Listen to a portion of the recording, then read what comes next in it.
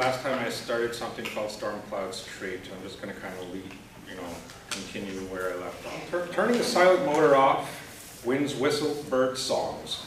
Examining Jim, curious blue eyes, his face questioned. Indian? Do you prefer First Nations? Do you speak, he paused, Native? Do you think Victor's telling the truth? Shrugging, suddenly Jim felt like a contemporary Indian guide.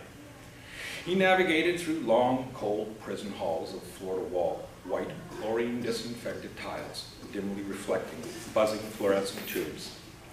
Bradley pushed the door, and Jim held it open. Did you give the Indian boy your blessings? Victor asked, tearing an answer from Bradley. Blessings? Cooler in one hand, confused brow.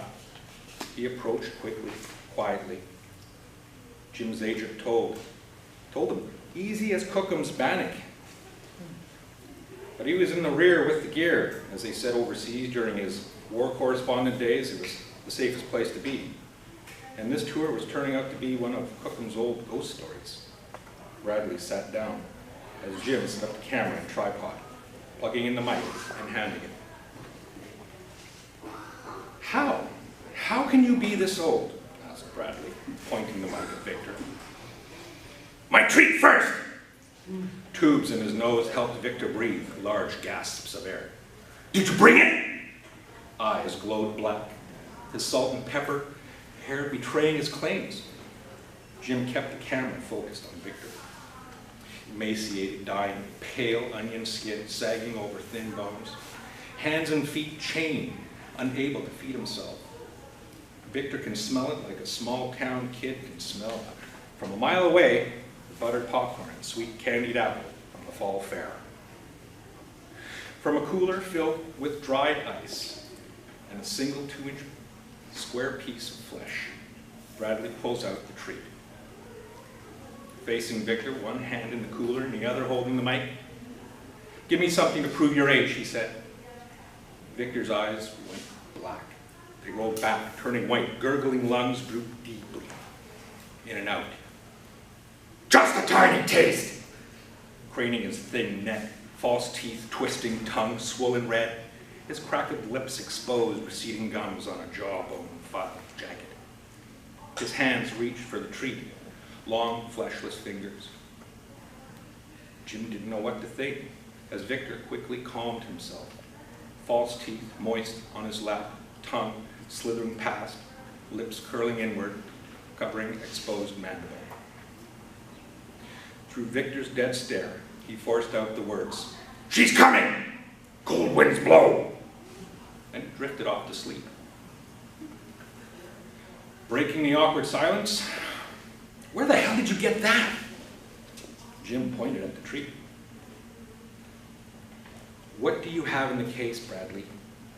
While Victor slept, Bradley told Jim of how he obtained the treat. Bradley explained. It was 3 a.m. When I arrived, and well, we needed the old man to play ball, Jim. We've tried everything, fish, pork, every red meat available, nothing's fooled him. He knows.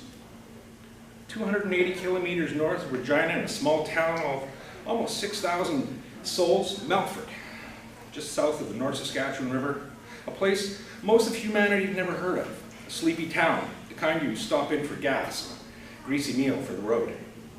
That's it. Bradley drove there, night and day, all the way back. I had to. Bradley's voice stressed. There's something here, Jim. You know it too. Remember yesterday? They recalled. Victor's disapproving eyes cast black resentment. Predator's nose sensed lies again in the cooler. Frozen or not, Bradley stood at Victor's bedside, and the cooler in his hand. Victor snorted. Give me a piece, and I'll give you more than a story. Eyes wicked, twisted pangs of unease. How do you know? Bradley asked, still in a breach of anxiety. You insult me, white man, like your ancestors. I ate some of them too, you know. Come back tomorrow with your end of the treaty, or no tricks, Munyao, or the deal's off. Around back, small morgue. Bradley jimmied the window. It croaked as it slowly swung inward. The assault of formaldehyde stung his nostrils. Through watering eyes, shining cooler doors reflected steel gray moonlight just across the room. Long legs, feet touching the countertop, Bradley, cat burglar-like, avoided detection, easing through cast shadows. He picked the freshest, native, male, 27 years old, dead only one day. The drawer slid silent and cold, the air frozen. Pork meat, he thought. They were right. Cold plastic bag, heavy nylon zipper, crackling loudly. Bradley folded it over, the brittle flap, exposing head and torso. Smashed face, a closed casket for sure. Bradley pulled out his buck knife and flipped the body over. Piercing just below the hip, Bradley carved out a 2-inch piece, placing it in a plastic freezer bag. Sliding the body back and closing the heavy door cooler.